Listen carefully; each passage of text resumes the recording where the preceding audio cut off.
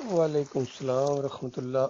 یہ بھائی نے سوال کیا ہے کہ ایک کوئی روایت ہے جس کے مطابق کہ میری جو امت ہے وہ ہمیشہ آگ میں نہیں رہے گی، ہمیشہ جہنم میں نہیں رہے گی، اس سے کیا مراد ہے؟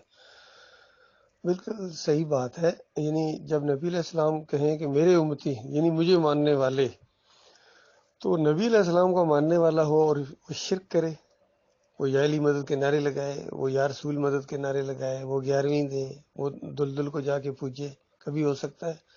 نبی علیہ السلام کا ماننے والا تعویذ گنڈا کرے، نبی علیہ السلام کا ماننے والا یہ جمہوریت کے مشرکانہ جھنڈے بلند کرے، ان سیاسی وڈیروں اور ان کے پیچھے وہ چلے، ان کو اپنا لیڈر مانے، ان مولویوں اور پیروں کو اپنا رہنما مانے، کبھی ہو سکتا ہے؟ ممکن ہے؟ یہ سوال ہی پیدا نہیں ہوتا۔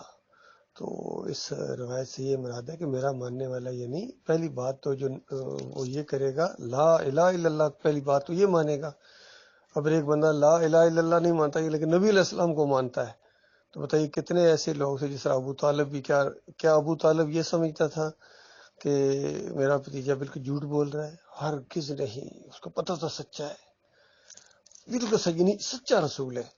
تو محمد رسول اللہ تو گویا صحیح مان رہا ہے اصل، لیکن لا الہ الا اللہ نہیں مان رہا۔ بتاؤ کیا اس کا انجام ہوا؟ جو لا الہ الا اللہ نہیں مانے گا وہ کیا مارا گیا، وہ ہے اصل مسئلہ۔ تو یہ اصل میں اس روایت سے یہ مراد ہے کہ جو نبی علیہ السلام کی امتی ہیں، جو شرک نہ کریں، وہ امتی ہیں، وہ ہمیشہ کی آگ میں نہیں رہیں گے۔ بڑے سے بڑا گناہ گار ہے، چور، قاتل، ڈاکو، ہر عیب نمبر 1 ہے، لیکن لا یشرک بھی شیئا، یعنی اس روایت کے مطابق کہ میرے ساتھ شرک نہیں کرتا، لقیتہ بمثلھا مغفرہ، روایت کے اندر ہے کہ اسی طرح مغفرت کے ساتھ اللہ تعالیٰ اس سے ملاقات کرے گا، اور ایک نہ ایک دن وہ جہنم کی آگ سے نکلے گا۔ پھر پتہ ہے کہ جو آخری جہنمی ہوگا، جو جہنم سے نکلے گا ساری سزا کاٹنے کے بعد، اللہ بہتر جانتا ہے کتنی زیادہ ہے، اس کی جو جنت ہوگی وہ اس زمین سے 50 گنا بڑی ہوگی، اتنی عطا فرمائے گا اللہ تعالیٰ اس کو، بادشاہ، جنت کا بادشاہ بنا دیا جائے گا۔ تو جو دوسرے جنتی ہوں گے ان کا آپ اندازہ لگائیے۔ اسی لیے مالک فرماتا ہے دوڑو آگے بڑھو ان جنتوں کو حاصل کرنے کے لیے جن کی وسعت زمین اور آسمان جتنی ہے، اتنی بڑی بڑی جنتیں اللہ تعالیٰ نے تیار کر کے رکھی ہوئی۔ اللہ تعالیٰ وہ جنتوں میں جانے کا موقع دے۔ مالک بہت ہی زبردست جنتیں اللہ کے بندو، ایسی ایسی خوبیاں اس کے اندر ہیں۔ کہیں مالک فرماتا ہے ان جنتوں کے اندر کوئی بےہودہ بات نہ سنیں گے، کہیں مالک فرماتا ہے کبھی تھکان لاحق نہ ہوگی، کبھی کوئی پریشانی نہیں ہوگی، جو منہ سے مانگو وہ دے دیا جائے گا، جو دل کے اندر ارادہ کرو وہ حاضر کر دیا جائے گا۔ ہمیشہ کی جوانی، نہ بیماری، نہ کوئی پریشانی، نہ لڑائی جھگڑا، گھریلو جھگڑے بھی نہیں ہوں گے، میاں بیوی کے جھگڑے بھی نہیں ہوں گے، دوستوں کے جھگڑے نہیں ہوں گے، بلکہ خوشیاں ہی خوشیاں ہوں گی اس جنت کے اندر۔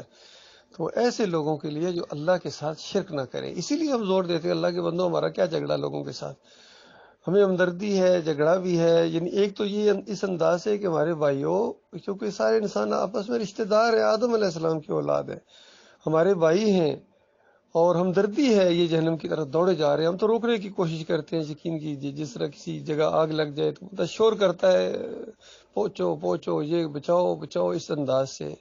یہ نہیں کہ وہ پہلے سوچتا ہے کیا کروں، آرام سے کہیں جاگ نہ جائے، کہیں کوئی بندہ برا نہ منا جائے، میری اونچا بولنے سے کوئی ڈسٹرب نہ ہو جائے، تو یہ تو نہیں ہوتا ہے۔ تو یہ ہمدردی کی وجہ سے ذرا وہ آوازیں لگاتا ہے۔ تو ایک تو یہ ہے بات۔ دوسری بات یہ ہے کہ شرک چونکہ اللہ کو گالی ہے، تو جب یہ شرک کرتے ہیں تو اللہ کو گالی یہ دیتے ہیں، گویا اللہ کی توہین ہوتی ہے۔ تو اس اللہ کے ساتھ محبت کی وجہ سے بھی ہم ان کو من کرتے ہیں ہمارے مالک کو گالی نہ دو، تمہارا بھی مالک ہے یاد رکھنا، اور یاد رکھنا اس کا کچھ نہیں بگڑے گا، وہ تو پاک ذات ہے بہت اونچی۔ جب تم گالی دو گے تم خود جہنم کے آگ کے اندر جاؤ گے، تمہیں سخت سزا ملے گی اس کی۔ تو اصل میں یہ چیزیں ہیں جس کی وجہ سے یہ سارا ماحول بنا ہوا ہے۔ اللہ تعالیٰ غور و فکر کرنے کی توفیق عطا فرمائے، مالک شرک سے بچائے۔